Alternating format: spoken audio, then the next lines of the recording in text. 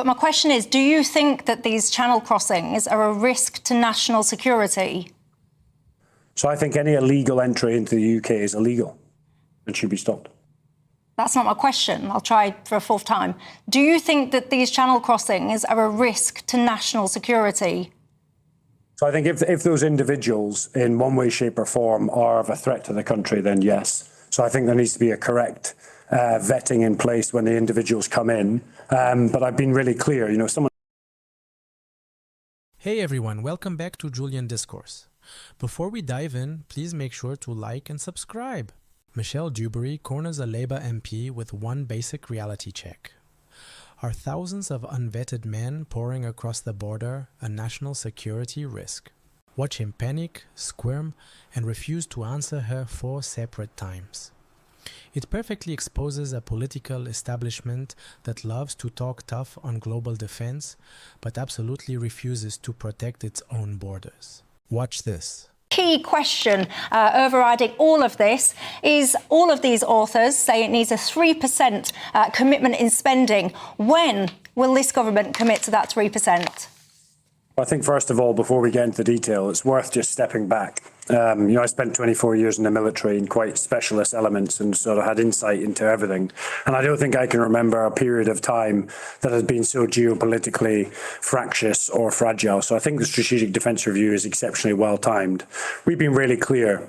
We put in excess of £5 billion into this year into defence. By 2027, that will go up to 13 billion. And then we've also said that it can be delivered to move to 3% by the next Parliament.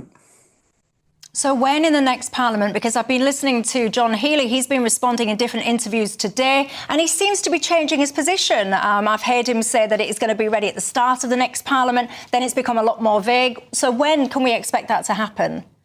Yeah, so I think both the Defence Secretary and the Prime Minister have said it can be delivered in the next Parliament. That gives us a really good aiming target.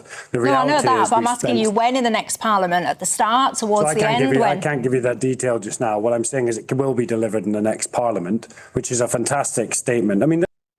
And do you think it is? Because, when you listen to the language that's coming out today, many people watching this actually might be a little bit afraid. They might be starting to think quite anxiously, are we literally about to start getting bombs dropped on our head or something? And if the threat is so severe that it's upon us today and we all need to be preparing ourselves and all the rest of it, why then is it a 10-year plan?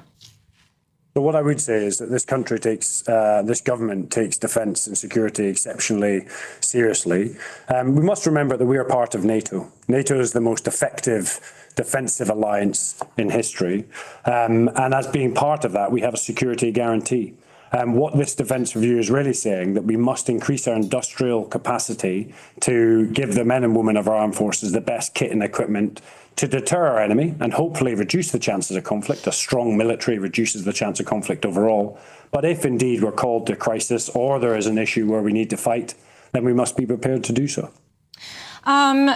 Sir Lindsay Hoyle, he said, and I quote, that your government should be ashamed of itself today. He's suggesting that you have potentially breached the ministerial code because you briefed the media and apparently some defence companies about your plans before you'd even put them in front of the House. What do you say to that?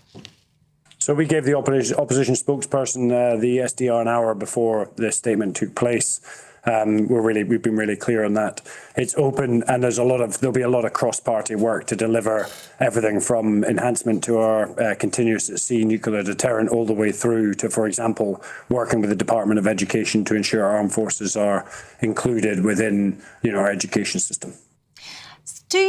We talk a lot about defence, and I'm listening to what you're saying and how important and strategic the defence of the country is. Do you regard the channel crossings as a risk to national security? So what I would say, and this is really interesting, so if we again step back a little bit, what has this government done? It's taken money out of the development budget, which is spending tax-paying money overseas, to pump prime it into the United Kingdom, into defence industry, to create jobs for the UK, whilst also equipping our armed forces. And I think that's the most critical part when we try and look at different parts of government. Yeah. It's about taking money that was once going overseas to other countries to actually putting it back into the tax-paying person's pocket by providing over 30,000 jobs. But that's really interesting, but that's not my question, though, is it? My question was quite clear. Do you think that all of these unvetted military-age men pouring into this country on a daily basis across the Channel is a risk to national security? Yeah, so I've had this question before. Interestingly, in the military, several years ago, I worked on some of the potential military solutions for cross-channel crossings, and it's just not as simple. The solution is not as simple as some people think it is. It's a multifaceted approach that requires a diplomatic engagement with Europe and France in particular. It requires stiff regulations and rules about individuals coming into the country to ensure that we keep both Britain safe, but also make sure that migration in the right way is positively enhanced to ensure that our country is in a good place. Sure. But my question is, do you think that these channel crossings are a risk to national security? So I think any illegal entry into the UK is illegal and should be stopped. That's not my question. I'll try for a fourth time. Do you think that these channel crossings are a risk to national security? So I think if those individuals in one way, shape or form are of a threat to the country, then yes. So I think there needs to be a correct vetting in place when the individuals come in. But I've been really clear, if someone's breaking the law coming into this country, then it should be treated in accordance with the law.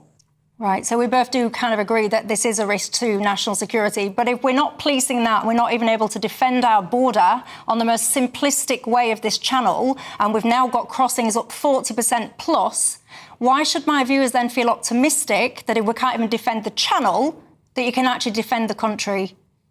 I would think comparing the two threats, if you were to categorise them in that way, shape or form, of individuals coming across in rubber dinghies to Russian subsurface nuclear capability, Russian nuclear capability, strategic bomber fleets, and 2,000 casualties a day in Ukraine, with tank battles on the edge of Europe with North Korean troops fighting against Ukrainians, I think would be the wrong comparison to make, and indeed skew the argument. Interesting. Welcome back to reality. Imagine locking your front door because you're terrified of a burglar, but leaving your back door wide open for anyone to wander in.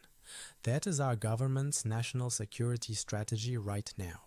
What you just watched is the real-time exposure of a political establishment that fundamentally refuses to protect its own citizens. The government is parading around television studios talking about putting the United Kingdom on a war footing, demanding that ordinary citizens prepare for global conflict. Yet, when Michelle Dewberry asks a basic common sense question, is the daily, illegal arrival of thousands of unvetted men a national security risk?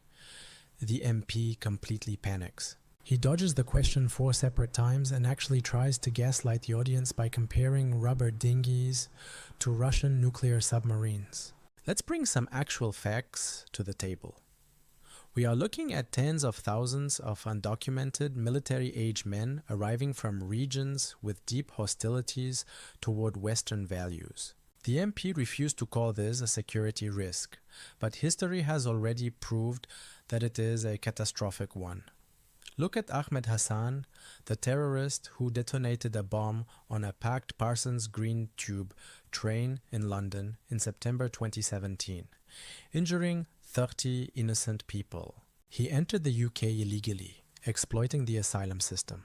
Or look at the horrifying case of Abdulezedi in early 2024, who carried out a brutal chemical attack on a mother and her children in Clapham.